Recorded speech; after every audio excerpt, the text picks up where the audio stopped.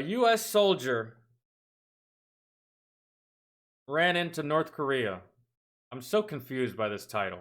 I just need to know, man, really. So here we go.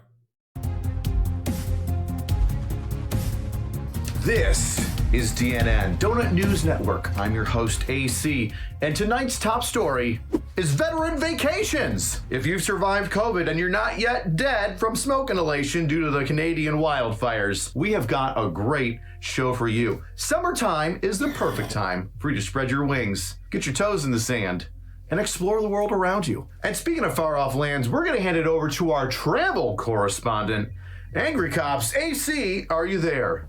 Sure am, AC. I am standing here in beautiful South Korea, enjoying the sun and sipping on a couple bottles of soju. With so many places to visit, I decided to tag along with a group today as they tour the DMZ, or Demilitarized Zone, separating North from South Korea. Tours of Panmunjom, this village that is directly split by the DMZ, can be as long as a full day or as short as half a day tour. And if you see these buildings behind me, this is where the North and South Koreans met to put a pause on the Korean War. If you look at the buildings behind me, AC, this is where the North and South Koreans met to sign a ceasefire, thus putting a pause to the Korean War. Shortly, we'll be going inside these buildings, which straddle the DMZ line. One side of the building in South Korea, one side of the building in North. And there, only in the buildings, can you safely cross over to the North Korean side and back again. So you'll be able to tell your friends that you stood on North Korean soil. Just make sure you exit out the way you came in. Yeah. All I would need to do is just step over that line and hop right back. Did you guys know that when I was in the service, no one ever told us not to go to North Korea? Like, not one time. No one ever told us not to go to North Korea. It is so stupid of an idea. It is so dumb. It is so ridiculously moronic that they never told us not to. It was one of those things where they just assumed that everyone was smart enough. It was just one of those things that it just defies so much logic and reason and basic fucking brain power that the military is like, we don't need to tell them to do that. They know, man. Not gonna waste my breath. We never got told. Ever. I don't need a Taken 5 movie made after me. Liam Neeson. As long as you stick with your tour group and stay inside the designated buildings, you'll be fine. Outside, on the other hand, is a different story, but who would be crazy enough to do that? I couldn't imagine. We'll be right back to South Korea after this commercial break with an exciting new developing story at the DMZ in South Korea. AC, are you there? Can you fill us in on what's happening? You're gonna help me, huh? You're gonna go over there, you're gonna help me? These fucking Kiwis. AC, in one of the most brainless, short-sighted mistakes I have ever seen somebody make in my lifetime. And I've seen a formation in front of a strip club in Fayetteville at 2 a.m. A man just intentionally crossed the DMZ into North Korea. Why would anyone do such a thing? AC, we're still trying to figure it out. We were all hoping that it was one of those YouTube prank channels gone wrong. You know, one of those, it's just a prank morons finally getting what they deserve. Gosh, we hate those people so much. It's YouTube, real and or fake prank channels, social experiments, and then pedophiles. They're separated by a thin margin. You're only slightly better than a pedophile if you're a YouTube prank channel. Can you describe what you saw? What went on while he was running across the DMZ? Did he say anything? Yes, AC. Probably said for Valhalla. I don't know. Who fucking knows? He actually said, ha ha ha! Like, he was smarter than us for crossing the border, and we were somehow dumb for staying in South Korea.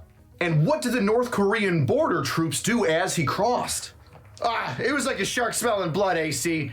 They moved faster than a North Korean jumping on food. Faster than a North Korean rat on a death camp fatality. Faster than starvation in North Korea. Faster than a famine in a communist country. Faster than a North Korean running for South Korea. Hold on, AC. We're getting a live update here regarding the man who crossed the border into North Korea. He is a Travis King, oh no, a U.S. Army soldier who was supposed to be on a plane back to Texas to receive disciplinary actions against him after being arrested in South Korea for a bar fight and breaking a police car door during his arrest.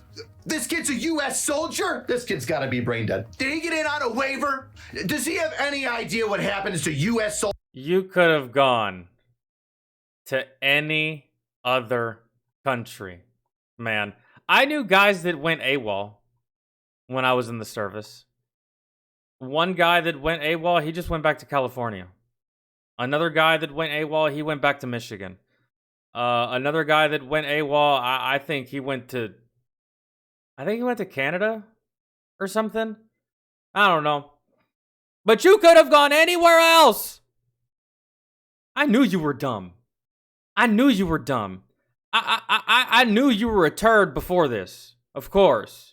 Going back to Fort Hood or Fort Bliss for disciplinary actions. That's... Soldiers when they cross into North Korea. Wait.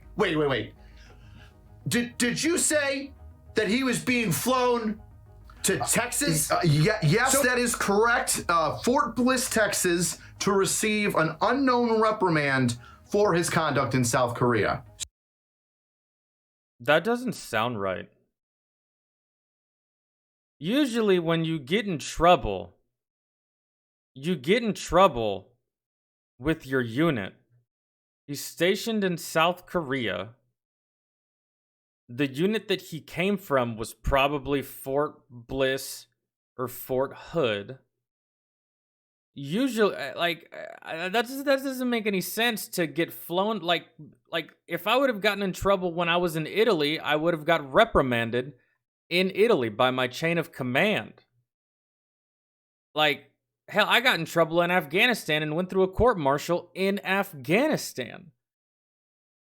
That's so strange to get flown back somewhere just to get reprimanded when you could do it right there. And then what he did was a bar fight, and he broke a cop's door. I mean, fuck, dude, that's like a Monday for the soldiers at Fort Bragg. So that's odd. I don't know. So instead of getting on a free flight back to Texas, where you could rent a car and flee to Mexico, he chose to cross the DMZ into North Korea. He chose starvation. He thought that he would be better off from his punishment, and it's just a bar fight and breaking the door of a cop car. Bro, that's an Article 15 at best. And if you haven't been in trouble all that much up until that point, that's all it will be, is a Article 15 at best. That's not court-martial behavior. That's not getting kicked out behavior. Unless you're just a habitual offender and you're just like a nonstop turd, then maybe. But you're definitely getting court-martialed now. That going AWOL, desertion, missing movement, and going to North Korea. That's probably a punishment too, man. Like, fuck. And totalitarianism over thick booty Latinas, tacos, and tequila. His family could visit him in Cancun every couple of months if he wanted. If he went to Mexico, No, you can go AWOL and you can stay here in the States and you'll be completely fine, man. I'm telling you. I had buddies that went AWOL, man. That went AWOL, dude, and I'm telling you, one went to California and he was fine. He was fine. Went to California, got a job, and just lived his life. He was AWOL as fuck. Man, he still had like 2 years left on his contract. AWOL as fuck, and guess what? That's it. I mean, if you get pulled over, right? Let's say you're AWOL and you're like speeding and you get pulled over by a police officer. That police officer runs your information. It's probably going to come back that you are AWOL, and that police officer will probably put you under arrest and will contact your unit and your commanding officer, and they will come and get you from the precinct. It's happened before. But in his situation, he wasn't a criminal, man. He was a good dude. He just didn't want to be in the army anymore, dude. And that happens. Sometimes you just don't want to do it anymore. Sometimes you just don't want to play the game anymore. Sometimes you just don't want to serve anymore. And he still had 2 years on his contract. He was like, you know what, dude? I'm over this. I'm all the way over. He wasn't a bad guy either. He was a good soldier. He's like, I'm over this, man. I don't want to do this anymore. And he left, went back to Cali, got a job, and no one ever heard from him again. And that was it. He never got caught. He never got reprimanded. Nothing. They just they just terminated his contract. And whatever bonuses he received for his service via his contract, the military had to foot the bill. Essentially, which it's y'all's tax dollars, but I mean, that's so strange that you would get flown back for disciplinary action. $20 a week would get him buckets of blow and the life that he ever dreamed of in Costa Rica. You know, for a dude who doesn't like authority, he defected to a country that demands 100% compliance, and any defiance is met with contempt and extreme punishment.